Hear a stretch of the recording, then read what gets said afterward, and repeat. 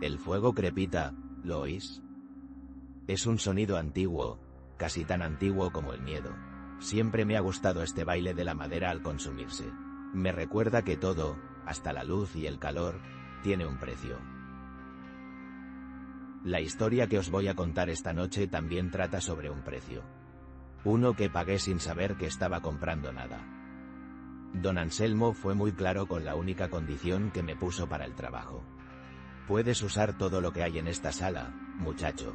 La cafetera, la biblioteca, incluso el coñac de la vitrina si la noche se hace larga. Pero jamás, bajo ninguna circunstancia, utilices los auriculares.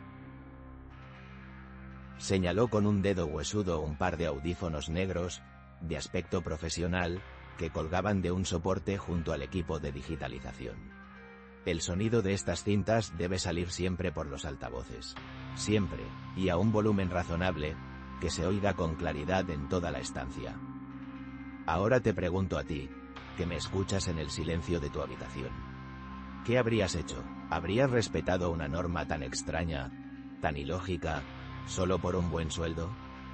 Yo era joven entonces, necesitaba el dinero, y aquel trabajo parecía caído del cielo. Digitalizar la colección de cintas de magnetofón de un anciano acaudalado. Horas y horas de grabaciones. Un trabajo monótono, sí, pero tranquilo.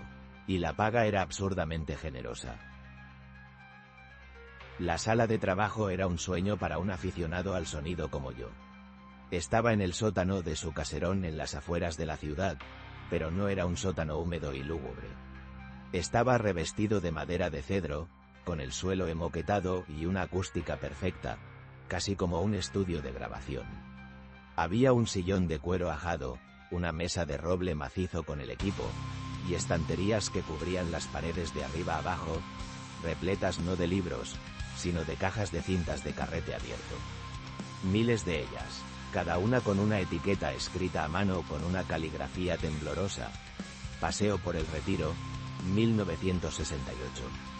Conversación en el Café Gijón, 1972. Tormenta de verano en la Sierra, 1965. Don Anselmo era un hombrecillo menudo, con la piel casi traslúcida y unos ojos de un azul pálido que parecían contener más silencios que palabras. Me explicó que su obsesión, su vida entera, había sido capturar retales de realidad. Fragmentos de sonido sin importancia aparente. El murmullo de un mercado, el llanto de un bebé a lo lejos, el motor de un tranvía. No había música, ni discursos. Solo la banda sonora de un mundo que ya no existía. Mi trabajo consistía en pasar esas grabaciones a formato digital, catalogarlas y guardarlas en discos duros. Sencillo. Las primeras semanas fueron exactamente como esperaba. Monótonas, pero pacíficas. Colocaba una cinta en el reproductor, ajustaba los niveles y le daba al play. El sonido llenaba la sala a través de dos grandes altavoces de madera. Escuché el bullicio de la Gran Vía en los años 50, el canto de los pájaros en un amanecer rural, las olas rompiendo en una playa solitaria. A veces, entre el ruido ambiental, se colaban conversaciones. Trocitos de vidas anónimas. Te digo que ese hombre no es de fiar, Elena.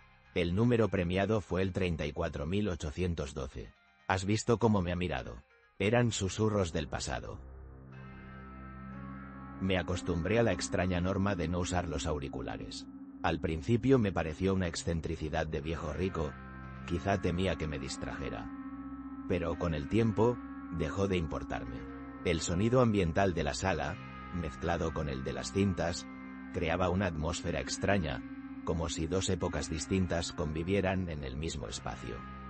El zumbido del transformador del equipo se mezclaba con el de un abejorro atrapado en una flor hacía 50 años. Era hipnótico. Fue al cabo de un mes cuando empecé a notar algo.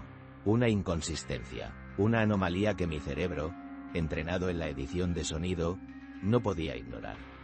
Sucedía en las cintas que contenían conversaciones humanas. Al principio era solo una sensación, la misma que tienes cuando crees que falta un peldaño en una escalera a oscuras. Una pequeña punzada de que algo no encajaba. La calidad de las grabaciones era excelente para la época. Don Anselmo debió usar micrófonos muy buenos. Se oía todo con una claridad asombrosa. Y ahí estaba el problema. Se oía asterisco demasiado asterisco bien. Las conversaciones son un caos. La gente se interrumpe, duda, carraspea, deja silencios. Pero en estas cintas, los silencios eran distintos. No eran pausas naturales. Eran huecos, vacíos perfectos. Como si alguien hubiera entrado en la grabación y, con un bisturí de cirujano, hubiera extirpado fragmentos de audio. Me di cuenta de que en muchas conversaciones, parecía que estaba escuchando solo a una de las dos personas. Una mujer hablaba, se detenía, y en ese silencio pulcro, casi antinatural, se oía el sonido de fondo. Un coche que pasaba, el tic-tac de un reloj, pero no la respuesta de su interlocutor. Luego, la mujer volvía a hablar, como si le hubieran contestado algo. Mi primera teoría fue simple. Don Anselmo grababa conversaciones telefónicas desde un solo lado. Pero no cuadraba. Muchas grabaciones eran en exteriores, en cafés, en parques. Se oía el eco del espacio, la reverberación. Estaban grabadas en persona. Entonces, ¿por qué faltaba la otra voz? ¿Era una edición posterior? ¿Había borrado a una de las personas de la conversación? ¿Y por qué? La curiosidad, muchachos, es un veneno lento. Se filtra poco a poco, hasta que te domina por completo. Empecé a obsesionarme con esos silencios. Subía el volumen de los altavoces durante esas pausas, intentando captar algún residuo, algún eco fantasma de la voz eliminada. No había nada, solo el ruido de fondo, intacto. Era una edición imposiblemente perfecta para la tecnología de la época. Una noche, trabajando hasta tarde, di con una cinta especialmente extraña. La etiqueta decía, Confesión, SG 1979. El sonido era el de una habitación pequeña y silenciosa. Solo se oía la voz de un hombre, quebrada por la angustia. Hablaba en susurros, como si temiera ser escuchado. No quería hacerlo, juro que no quería, decía. Hacía una pausa, un silencio perfecto, de unos 10 segundos. Luego continuaba. Me obligó.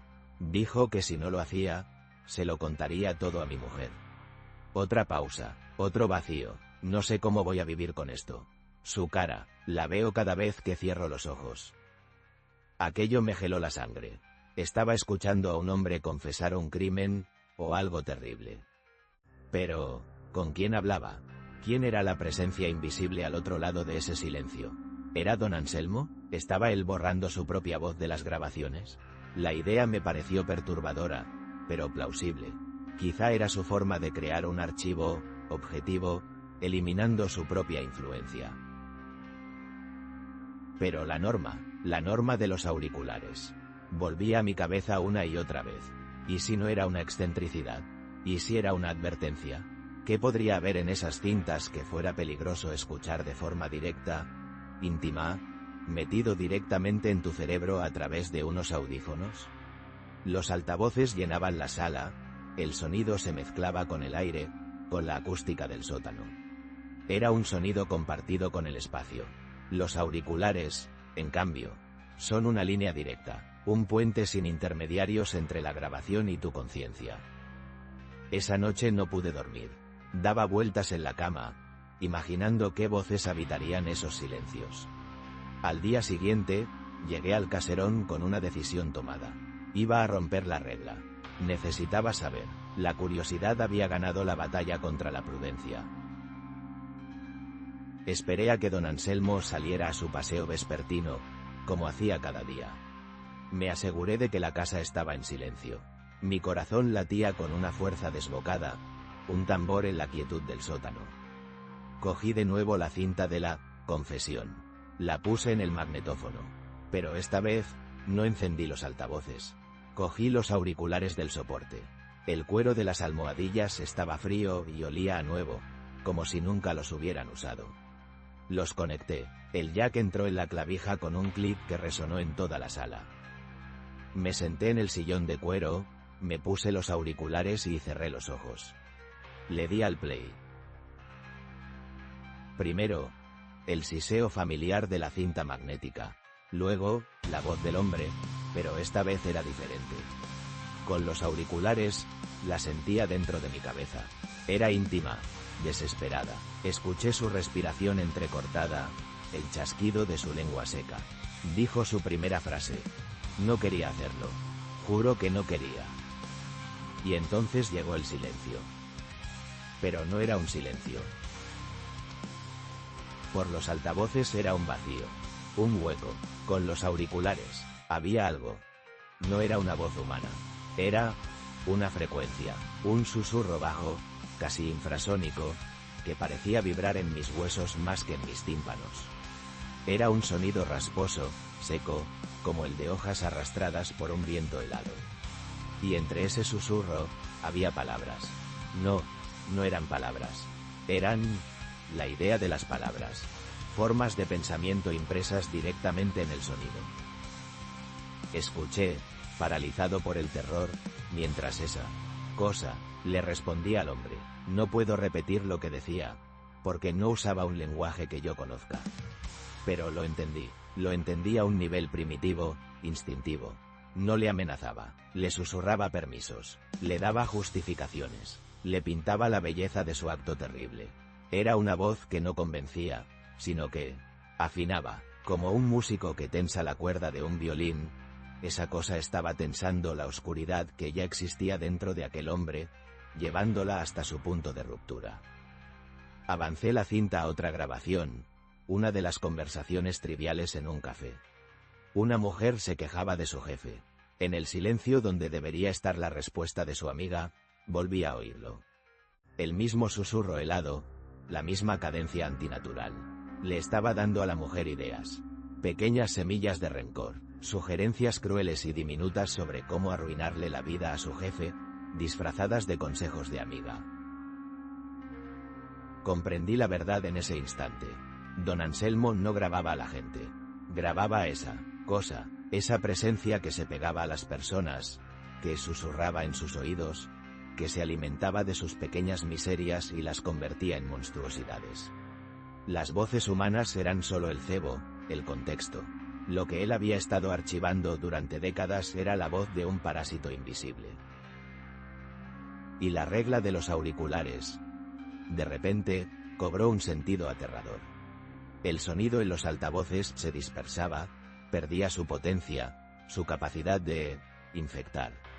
Pero a través de los auriculares, la aguja hipodérmica era perfecta.